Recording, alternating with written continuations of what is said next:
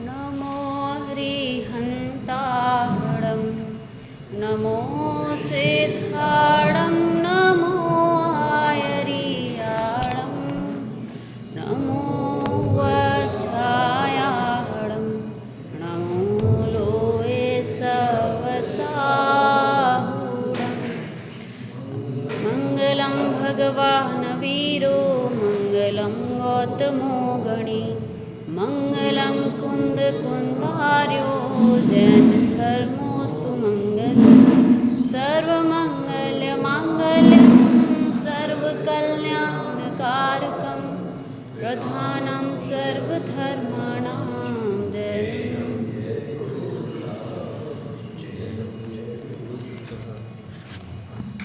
पिछली बार हम जो समता षोडशी पर चर्चा कर रहे थे उसी पर चर्चा पुनः करेंगे। अध्यात्म पाठ मंजूषा में पेज नंबर 114 पर है। 7वें छंद तक पाठ कर लेते हैं। समता रस का पान करो अनुभव रस का पान करो शांत रहो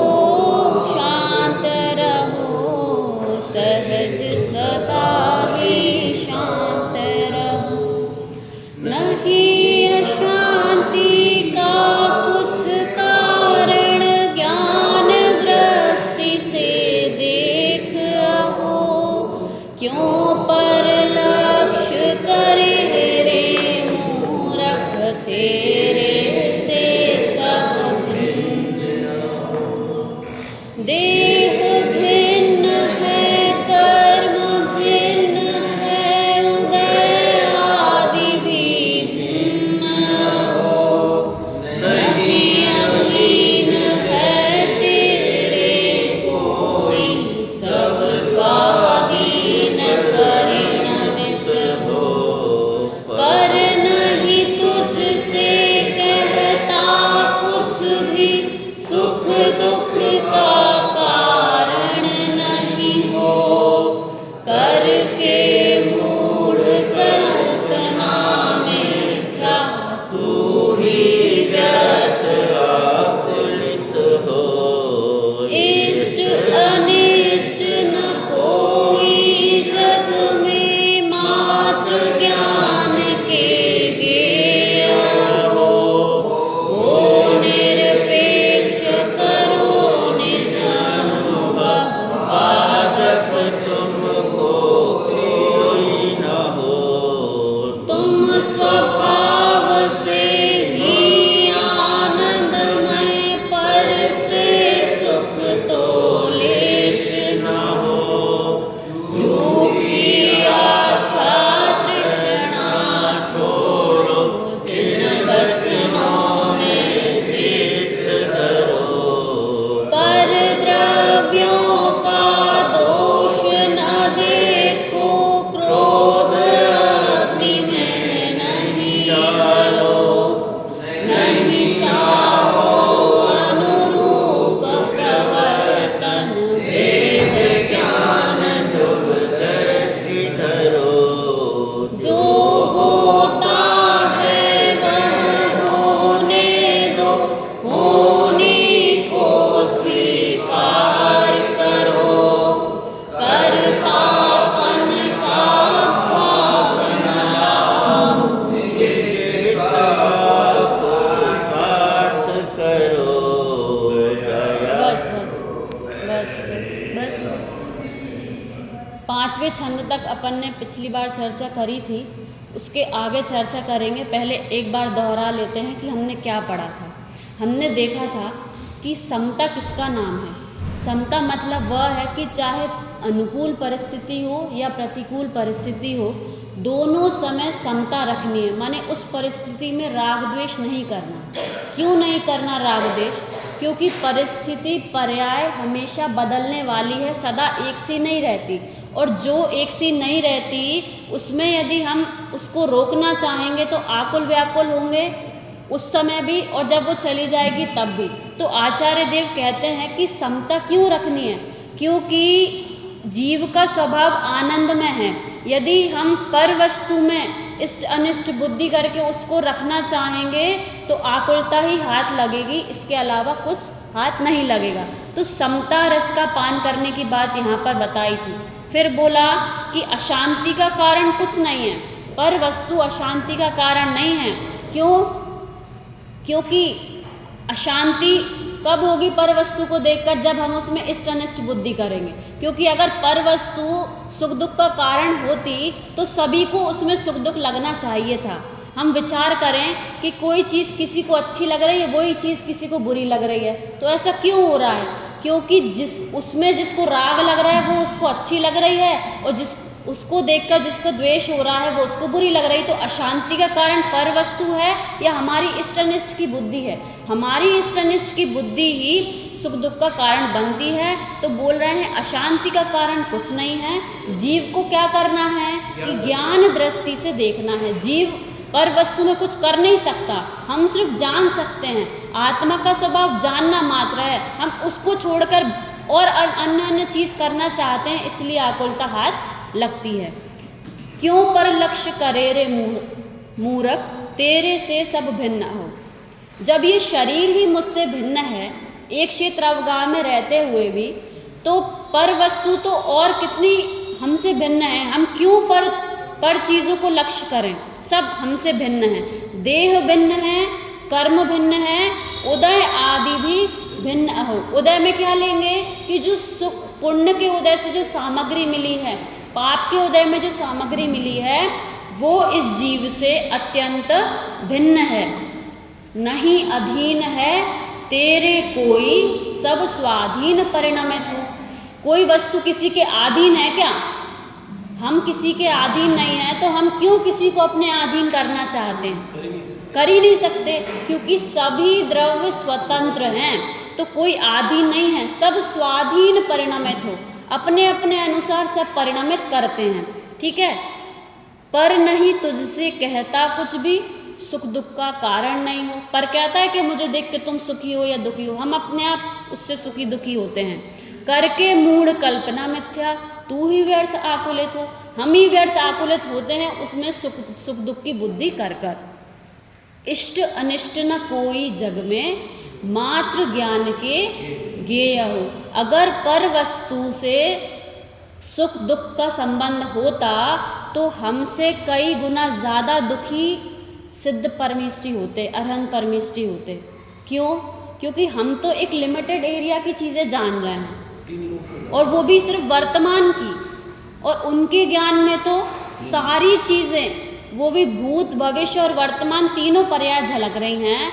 तो अगर उससे सुख दुख का कारण होता, विचार करें, अगर पर वस्तु से सुख दुख का संबंध होता, पर वस्तु से सुख दुख होता, तो जिसके ज्ञान में जितनी चीज़ झलकेंगी वो उतना ही दुखी होता।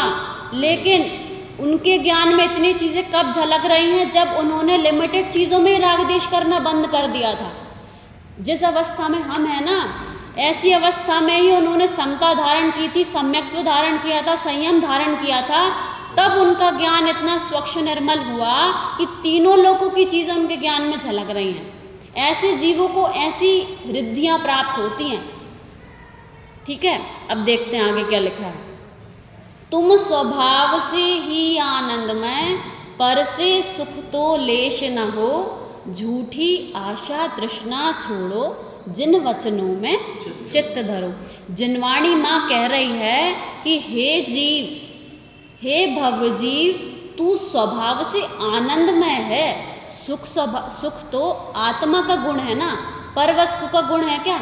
और किसी वस्तु का गुण है क्या? हमें सुख कहाँ से मिलेगा? हमारी आत्मा से। ये तो बेसिक, अपने धर्म का बेसिक है कि 6 द्रव्य हैं, जीव, पुद्गल, धर्म, अधर्म, आकाश, काल, और इन सब का अपना अपना स्वभाव बताया है। उसमें जो सुख है ना, सुख नाम का गुण, वो किस में है? वो जीव में है। हम पुद्गल से सुख चाहते हैं। किससे सुख चाहते हैं? पुद्गल से या पर द्रव्यों से। चाहे पर जीव हो क्यों ना हो, पर पुद्गल क्यों ना हो। अरे हमारा स्वभाव, हमारे जीव तत्व से हमें सुख मिलने वाला है, पर से सुख नहीं मिलेगा। क्यों? जैसे अभी किसी के पास 10 लाख रुपए हैं, उसकी इच्छा है कि 1 करोड़ हो जाए, तो 1 करोड़ वाला भी चाहता है कि और उसको मिल जाए। अगर हम इसमें देखें तो हमारे पास तो रंच मात्र भी संपत्ति नहीं है, और जो चक्रवर्ती तीर्थंकर हैं उनके पास तो 6 खंड के अधिपति होते हैं चक्रवर्ती, कितनी संपदा होती है, वो उसको छोड़ के क्यों चले गए।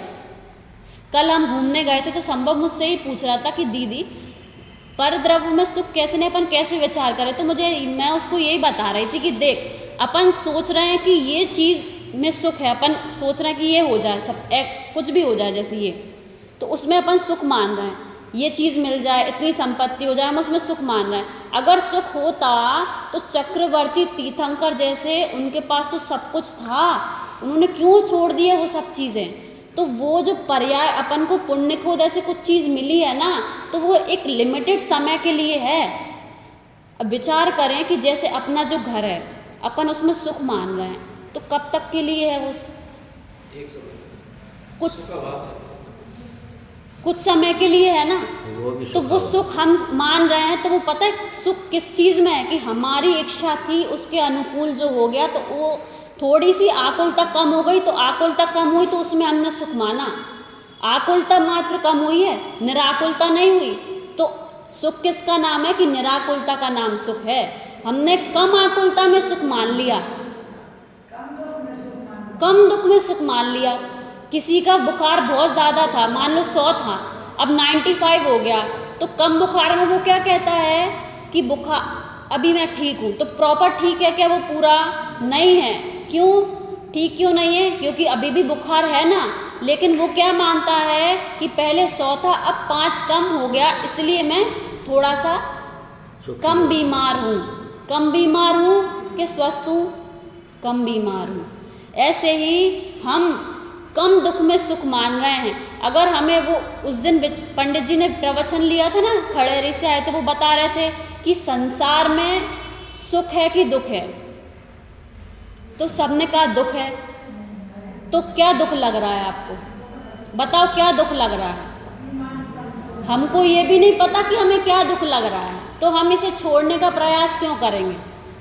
वही है कि कम दुख में सुख मान रहे हैं अपन, ठीक है। तो क्या बोल रहे हैं कि जो जीव है, जो अब मेरा स्वभाव है वो आनंदमय है, और स्वभाव वो होता है जो तीनों काल में ना बदले। तो वर्तमान में भी हमें जो सुख आ रहा है ना, वो अपनी आत्मा का ही आ रहा है। पर वस्तु से तो हम कैसा मान रहे हैं कि वही कि इच्छा हुई वो मिल गया, तो हमें सुख लगने लगता है वो चीज़, ठीक है। अब देखो आगे देखते हैं।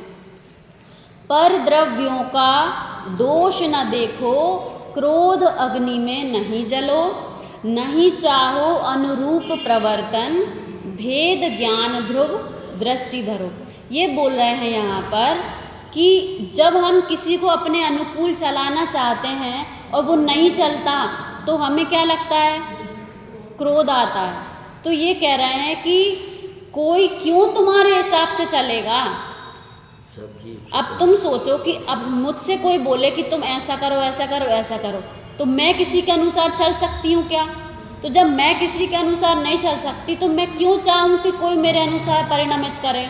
कि नहीं चाहो अनुरूप प्रवर्तन, अगर समता रस का पान करना है ना, तो अपने अनुकूल किसी को प्रवर्तन करने की कोशिश ही मत करो।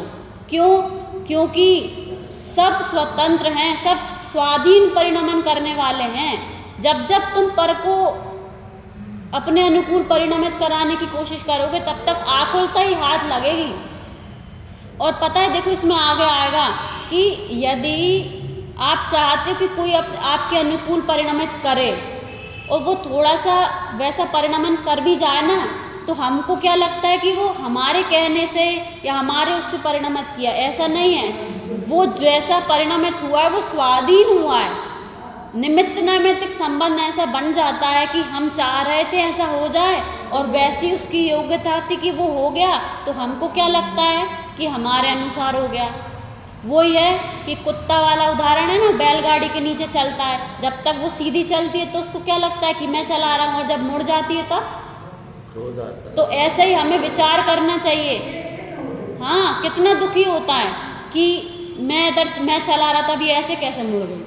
तो यहाँ पे यही कह रहे हैं कि क्रोध अग्नि में नहीं जलो, मत चाहो कोई आपके अनुकूल परिणमन करे। देखो आगे क्या लिखा है, जो होता है वह होने दो, होने को स्वीकार करो, कर्तापन का भाव न लाओ, निज हित का।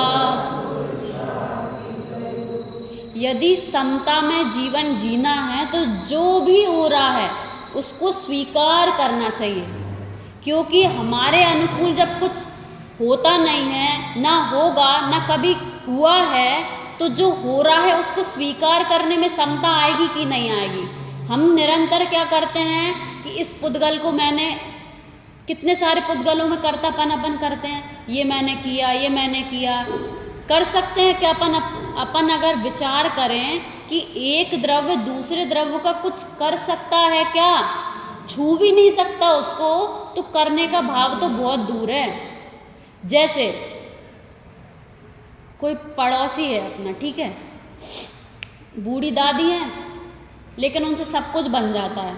हम सुबह सुबह रोज जाएं, दादी हम आपका कुछ करा लें, वो कहेगी बेटा मैं कर लूँगी, जब ज़रूरत पड़ेगी मैं बुला लूँगी।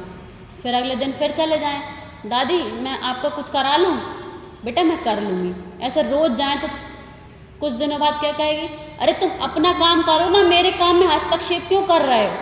ऐसे पुद्गल कहता है कि मैं अपने अनुसार परिणमन कर रहा हूँ, तुम कर्तापन कर करके हस्तक्षेप क्यों कर रहे हो, क्यों कर्तापन का भाव रख रहे हो कि मैं कर दूँ, मैं कर दूँ, मैं कर दूँ। ये भाव, यही तो है कर्तापन का भाव। और ये कर्तापन का जब तक भाव रहेगा तो सहजता नहीं आ सकती। तो सहजता कब आएगी कि रोटी बनाते बनाते भी क्या विचार करना कि मैं इसका कर्ता नहीं हूँ।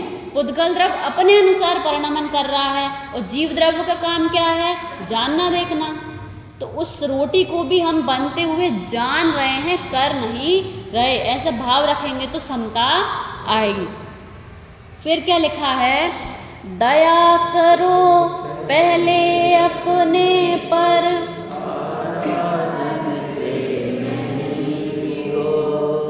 कुछ विकल्प यदि आवे तो भी।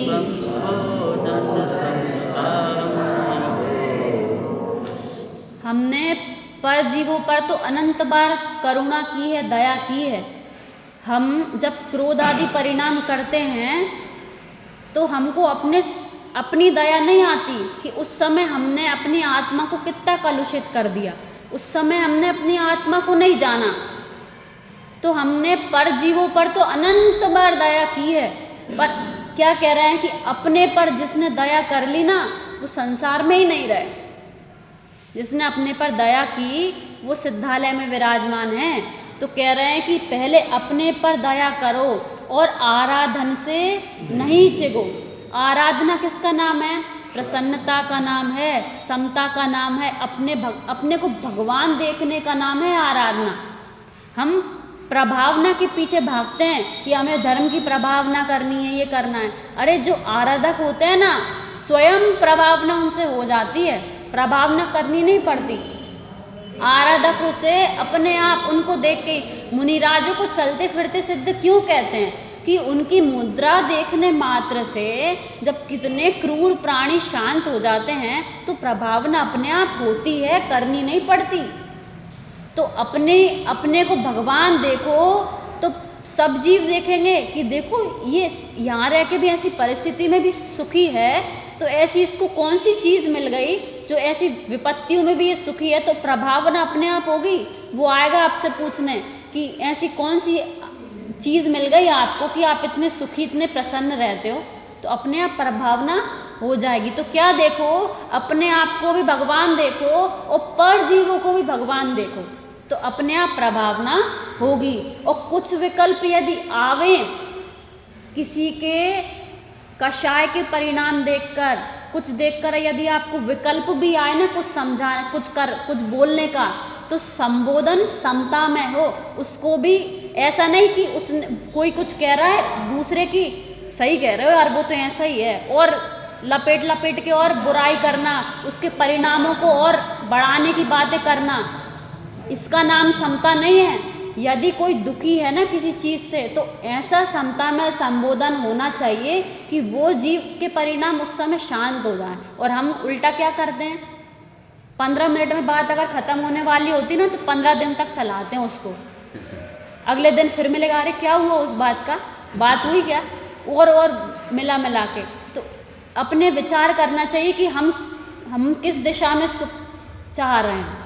तो क्या बोल रहे हैं कि संबोधन कैसा होना चाहिए, समता में हो। यदि विकल्प आए तो, नहीं आए तो मौन रहो। सबसे अच्छा क्या है, मौन रहो। और विकल्प यदि आए तो कैसा संबोधन करो, समता में ही करो। यदि माने तो सहज योग्यता, और आपके संबोधन करने के बाद भी माने तो सहज योग्यता, उसकी योग्यता थी, अच्छा है, मान लिया। अहंकार का भाव ना हो उसमें, अहंकार मत करो कि मैंने समझाया था तो मान लिया। अरे उदाहरण देखो ना, आदिनाथ भगवान की महर्षि ने नहीं मानी, उनकी योग्यता थी तो उनको 24वां ही बनना था ना, ऐसा ही होना था। तो यदि मान ले कोई आपकी तो अहंकार मत करो, और नहीं माने भवितव्य विचारो। आप अपना पुरुषार्थ आपने कर लिया ना, समझा लिया ना, परिवार में अपने बच्चों को, कोई आपके साथ, उनको समझा लिया ना आपने, आपका विकल्प शांत कर लिया ना। इसके अलावा आप कुछ कर सकते हो क्या, नहीं कर सकते। आपका पुरुषार्थ आपने कर लिया, क्या करो, भवितव्य का विचार करो। नहीं मान रहा तो उसकी होनार ही ऐसी होनी थी जिससे आपको किंचित खेद ना हो, क्योंकि दया करो पहले अपने पर, अपने परिणामों की संभाल बहुत जरूरी है। अगर ये अभी नहीं किया तो कब करेंगे, हम विचार करें। अपने आसपास अपन इतने त्रियंश जीवों को देख रहे हैं, इतने मनुष्यों को देख रहे हैं, उनकी कषाय देखो कितनी तीव्र है, उनको ये बात कहाँ समझ में आने वाली है। ऐसे ही हमारी अगर ऐसी दशा हो जाएगी, और विचार करो कि अगर अपन को कोई समझाएगा तो अपन मानेंगे क्या उसकी, क्यों, क्योंकि जिनवाणी जैसे रत्न अच्छे पिटारे में रखा जाता है, अच्छी डिब्बी में रखा जाता है, ऐसे धर्म भी कोमल हृदय वाले के अंदर में प्रवेश करता है। तो जब तीव्र कषाय होंगी तो कैसे जिनवाणी अंदर में बैठेगी। तो अभी मंद कषाय है, उसका सदुपयोग हमें करना चाहिए।